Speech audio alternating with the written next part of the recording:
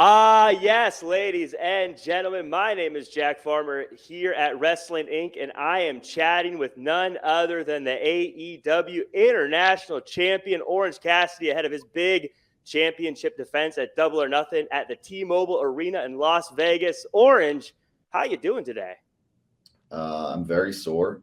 My back hurts. My neck hurts. I think I have a black eye. I don't know if you can see it. I don't know if you can see it. It might be smudgy. Hold on. It's a little smudgy, but yeah. Hold on, this one. That one, yeah. You got a shiner there. That's from Dynamite. Yeah, this Australian boy really beat me up. Yeah. I took the brace off for this. Oh, should I grab the belt, John? I should probably have it. Yeah, let's get the belt. Let's see that beautiful international championship. I don't know if it was here or if it was. Oh, it's always here. I'm guessing you're going to go grab it out of that Jansport backpack while you're getting it there. I just want to say Jansport needs to be sending you some sponsorship bucks for carrying around the championship in that thing. Yeah, they don't. I don't think they care about me. Well, they should. You're promoting them, Orange. I mean, it's the same backpack I had when I was in elementary school. So there it is. Look at that beautiful championship for my dollar, one of the best looking championships out there in pro wrestling. Yeah, it's very heavy, which is why I keep it in a backpack. Yeah, and it goes with me everywhere. Well, it's a beautiful championship, and as mentioned, you had a very incredible championship defense on AEW Dynamite earlier this week, and you look to continue those defenses, but I want to ask you a little bit about that championship. Now, I saw an old interview. I did some research before this one, and you were talking to Sportskeeda back when it was called the All-Atlantic Championship, and when you had it, you said you owned the Atlantic Ocean. Now that it's not the Atlantic Ocean anymore, are you no longer the king of the Atlantic? What happened with that? Did you just give it up? Yeah, I know. I'm still bummed about that because I was king of the Atlantic Ocean, and now they changed the international title. So I guess maybe I'm just king of all international waters. But still liquid. You still got the liquid side of the planet. I got lanes too now. Yeah, I mean, right? Take that, Aquaman, right? Yeah, screw that. No. I'm the king. Yeah. Speaking of king, I had a chat. I wanted to talk with you briefly before we get into Double or Nothing. This is a question that's been rattling around in my brain for a long time. I chatted with none other than Eddie Kingston a few months back on another show, and he said that you are a big fan of Scarface. And so I got to ask, what's your favorite Scarface song? Well, Eddie and I used to travel together, and he would play this one album over and over and over again. And I don't even know the names of the songs because he never told me what they listened with him all the time, and I loved it. I like it all. I like all Scarface. All Scarface. Are you a rap fan? Do you like a lot of rap in general, or is it just Scarface? I listen to anything that's on. Well, it makes sense. You've had a couple of different entrance themes in your time in AEW already, so it makes sense that you've got a wide variety of music that you like. What was it like getting Jane, by the way, to be your entrance theme now? How did that feel getting that track back? There are things that happen in my career that I never thought would happen. And the idea, because AEW was so great, Tony Khan specifically, but AEW, I wanted Jane for a very long time.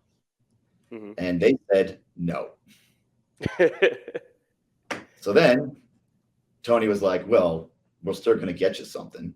And he came up with the Pixie song, and I loved it. So he got that. Guess who called a few months after I started using the Pixies? It was Jefferson Starship. Their company that they reached out to were like, okay, well, we can work out a deal now. And it's like, that until that came up, and then we eventually got back, and it's the best. I am so very, very, very fortunate. That had to be just incredible to have them calling to do music for you instead of the other way around at that point? Well, it was like one of those things where it's like, oh, this guy on AEW on this wrestling show, Pixies, and it's doing great and Pitchfork. And it's like, well, now you know. So I do want to talk a bit about that championship and the actual defenses. Something about you being the champion and having that championship is it's become pretty much every single week you put the title on the line, no matter how much you're getting beat up. You talked about how sore you were at the start of this interview, but you're still putting it on the line over and over again. And it's really given what, at least in my opinion, sort of a identity to that championship. When you became the champion, was it something that you said to like Tony Khan or whoever, said, hey, I want to be the guy that's out here defending this all the time? Did they come to you with it? Whose idea was it to have you out there every single week defending that title? Well, I'll tell you what, it wasn't my idea to get beat up every single week and defend this thing. It just, when I got the All-Atlantic Championship in October, the idea was just really just to beat Pac and, just finally get that win over him. And along with it came the All-Atlantic Championship. And I didn't really know what this title meant. I didn't know what it was for. I didn't really understand. It didn't have an identity, really. But it did have a lineage already of Pac, who is obviously one of the best wrestlers in the world.